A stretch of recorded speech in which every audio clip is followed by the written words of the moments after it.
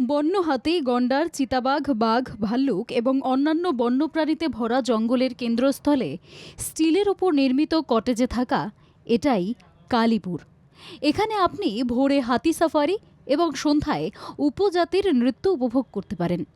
আপনি যদি সবুজ বনের মাঝে বন্যপ্রাণীর দেখা পেতে চান, তাহলে কালীপুর আপনার জন্য আদর্শ গন্তব্য। কালীপুর হল গরুমরা জাতীয় উদ্যানের একটি অংশ, যা পশ্চিমবঙ্গের উত্তরাঞ্চলে ইন্দো ভুটান সীমান্তে অবস্থিত।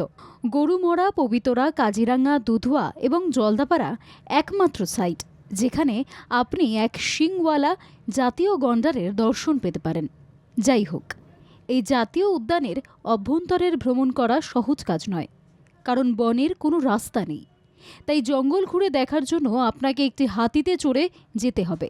পর্যটকেরা সত্যি মেঘওয়ালা ওয়াচ টাওয়ারের প্রতি আকৃষ্ট হয়, যেখান থেকে তারা বন্যপ্রাণীর দর্শন পেতে পারেন। মূর্তি নদীর ধারে তৈরি করা হয়েছে ওয়াচ টাওয়ার। ওয়াচ টাওয়ার থেকে আপনি নদী পার হতে থাকা হাতির পাল দেখতে পারেন। আপনি ওয়াচ টাওয়ার থেকে পরিষ্কার দিনে মাউন্ট কাঞ্চনজঙ্ঘার পরিষ্কার দৃশ্যও পেতে পারেন। চা বাগান ঘুরে দেখার সুযোগ পেতে পারেন। এই জাতীয় উদ্যানে প্রচুর বন্যপ্রাণী রয়েছে, তাই আপনি সহজেই আপনার বাংলোর কাছে গৌড়, বাকিং ডিয়ার, গন্ডার এবং হাতি দেখতে পারেন। পাশের চা বাগানেও চিতাবাঘ দেখা যায়। কালীপুর বনে ময়ূর, সর্প, ঈগল, রুফাস ট্রিপিস, বুলবুল, drongo, black ibis, greater pied hornbill এবং লাল জঙ্গল ফাউল সহ বেশ কয়েকটি পাখি দেখতে পারেন। সন্ধ্যায় স্থানীয় আদিবাসীদের নৃত্যও বেশ প্রশংসনীয়। গরুমারা বনে হাতি সাফারি গন্তব্যে আসা পর্যটকদের জন্য একটি দুর্দান্ত বিনোদন। কিভাবে যাবেন কালীপুর? পশ্চিমবঙ্গে অবস্থিত শিলিগুড়ি থেকে কালীপুর পৌঁছতে প্রায় 1.5 ঘন্টা সময় লাগে। নিউ জলপাইগুড়ি স্টেশন থেকেও পর্যটকেরা গাড়ি ভাড়া করতে পারেন। প্রথমে লাটাগুড়ি শহরে যান এবং তারপরে রাস্তার ডান পাশে কালীপুর লেখা একটি সাইনবোর্ড দেখুন। সাইনবোর্ডের উল্টো দিকে কালীপুর অবস্থিত।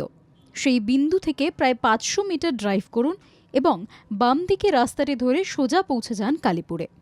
শিলিগুড়ির কাছে অবস্থিত বাগডোগরা বিমানবন্দরটি কালীপুরের নিকটতম বিমানবন্দর। পর্যটকদের কালীপুরে নিয়ে যাওয়ার জন্য বিমানবন্দরে ভাড়া করা গাড়ি পাওয়া যায়। কালীপুর দেখার সেরা সময় অক্টোবরের মাঝামাঝি থেকে শুরু হয় এবং মার্চের মাঝামাঝি পর্যন্ত বিস্তৃত হয়। পার্কটি বর্ষাকালে অর্থাৎ 15 জুন থেকে 15 সেপ্টেম্বর বন্ধ থাকে এবং সেপ্টেম্বরের মাঝামাঝি সময় আবার চালু হয়।